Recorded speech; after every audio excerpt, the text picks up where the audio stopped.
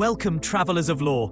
Today, we'll unravel the spiritual fabric of Kara-Tur, an eastern continent in the Forgotten Realms.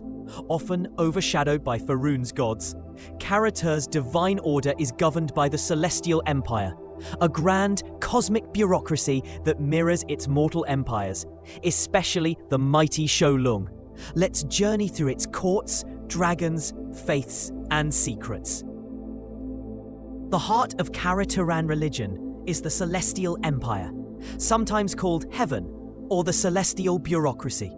It's not just a pantheon, but a literal empire of spirit, existing within the spirit world, which overlays the physical land of Kara-Tur.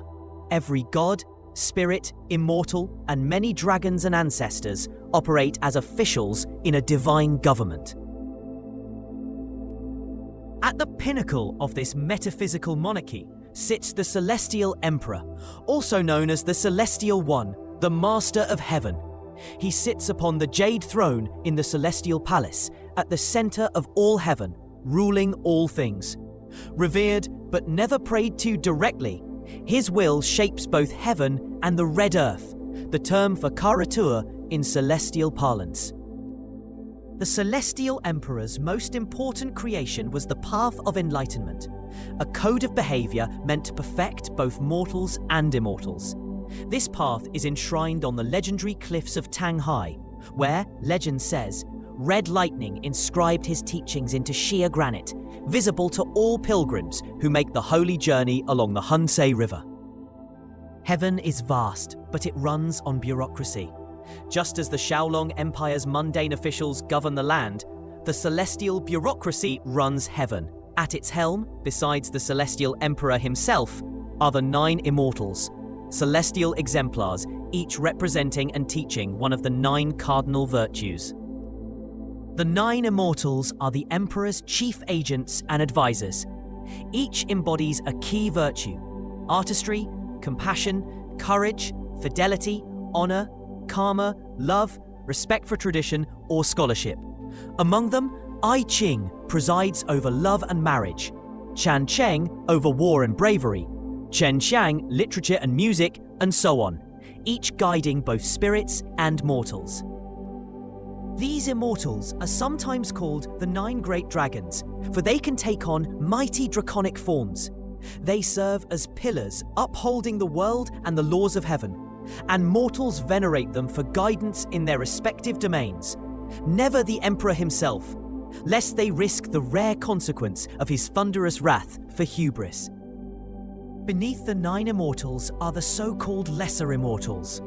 These are deceased sages and exemplars from mortal life, elevated to serve in the bureaucracy. Their duties are diverse and often highly specialized. For example, the Moon Women maintain the heavenly lights and keep the calendar, while the Lords of Karma judge the dead and mete out cosmic justice. Each group of lesser immortals serves a specific immortal.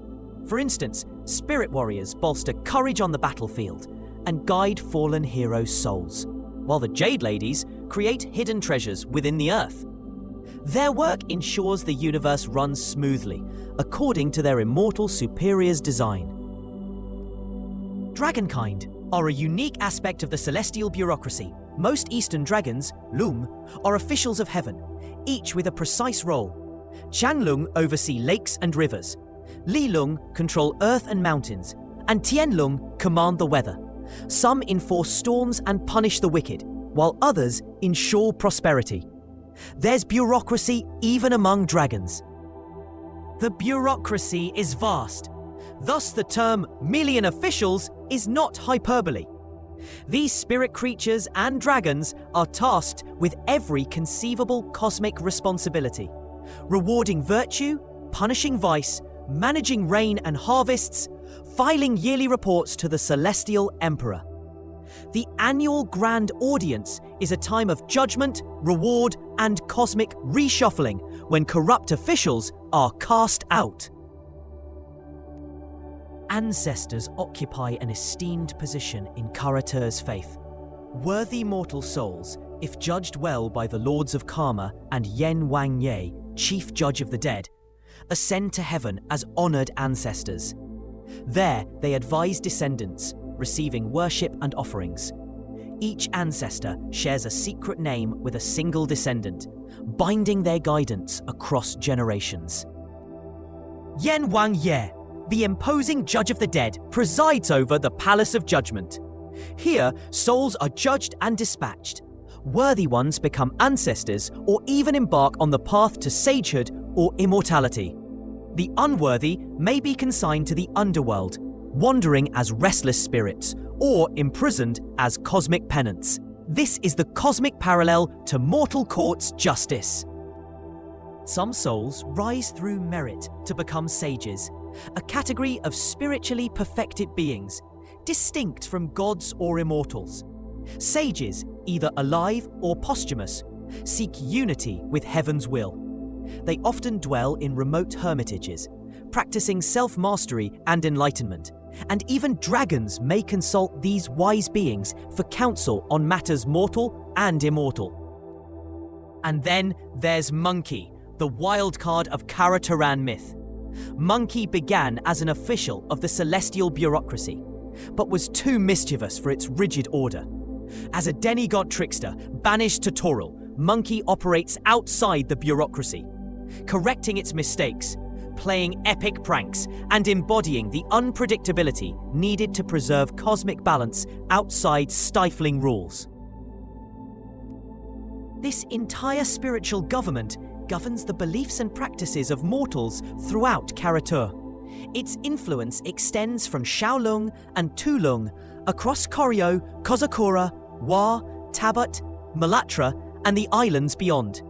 The faiths of Kara-Tur are rarely exclusive. Many mortals venerate several facets of the bureaucracy as needs arise, consulting the appropriate immortal or ancestor for every concern. But let's focus on the religions central to Kara-Tur's spiritual life, especially the two major faiths, the Path of Enlightenment and the Faith of the Nine Travelers. Both draw from the Celestial Empire, but differ markedly in dogma, structure, and social role. The state religion of Shaolong and Wa, the Path of Enlightenment, is a codified system crafted by the Celestial Emperor himself. Its doctrines are literal, etched in stone at the cliffs of Tangai and written into law. The path emphasizes honoring the past, elders, rulers, and the harmony of right action, Li, in all things, reinforcing respect for tradition and authority. The 9 cardinal virtues, artistry, compassion, courage, fidelity, honor, karma, love, respect for tradition, and scholarship, anchor the path. Each immortal exemplifies one virtue, and followers are expected to study and strive after their embodiment. Adherence to the path also legitimizes the Emperor as the divine mirror of the Celestial One, fusing religious doctrine with imperial politics. Organizationally, the path is hierarchical. The priesthood known as Receivers of Guidance, or Sholing Tao, is tightly organized. Abbots, priests, and monks lead state-sponsored temples. The government recognizes and supports certain sects while suppressing heretical ones. This close tie to Shaolong's bureaucracy makes the path both spiritually and politically powerful. Notably, the Path of Enlightenment is not monolithic in its practice. Over 200 sects exist, each interpreting the Emperor's will differently. While the imperial government recognizes about 24 as approved, fierce debates and even bloody disputes occasionally erupt over doctrinal interpretation, resulting in violent clashes between temple armies of monks and Sohei. In summary, the path's strengths are its stability, unity, and its close integration with civil authority. It unifies society under common values, ensures the Emperor's divine right, and supports a highly ordered, harmonious society. But this same structure can stifle dissent, autonomy, and flexibility, sometimes breeding corruption or rebellion within, or outside its many sects. By contrast, the faith of the Nine Travelers is far less centralized. While it acknowledges the celestial bureaucracy, its doctrines are broader, more inclusive, and less rigid. Each immortal is seen as a spiritual wayfarer who teaches lessons across the land, encouraging personal journeys toward virtue without insisting on a single orthodoxy or institutional authority. The faith of the Nine Travelers places more emphasis on pilgrimage, veneration of the journey, and the diversity of mortal experience. It's often more popular among commoners, merchants, and travelers, those for whom strict social order is less practical. Its rituals are simpler, direct, and less entwined with imperial politics, offering spiritual comfort to those at the margins of power. This divergence fosters occasional tension between the two faiths. The path views itself as keeper of true doctrine and often seeks to regulate or suppress the more diverse, heretical practices of the Nine Travelers. Yet, these folk traditions persist, thriving wherever imperial authority wanes or fails to address local needs. Interestingly, mortals are practical in their worship. Most Kara-Turans blend the path's rituals with those of the Nine Travelers. An imperial bureaucrat might strictly observe the path at court, but pray to a traveler immortal for protection on a journey, or invoke monkey's aid when misfortune strikes unexpectedly. Sacred sites reinforce these faiths.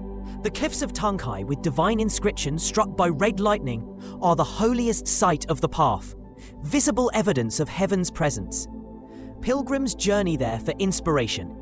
For the Nine Travelers, the journey itself is almost sacred, and shrines are found at crossroads, harbors, and even remote mountain passes.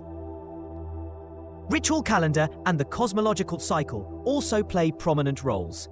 At the beginning of each year, the Celestial Emperor convenes the Great Court, mirrored in mortal festivals and state ceremonies. Here, million officials report successes and failures, and cosmic order is re-established.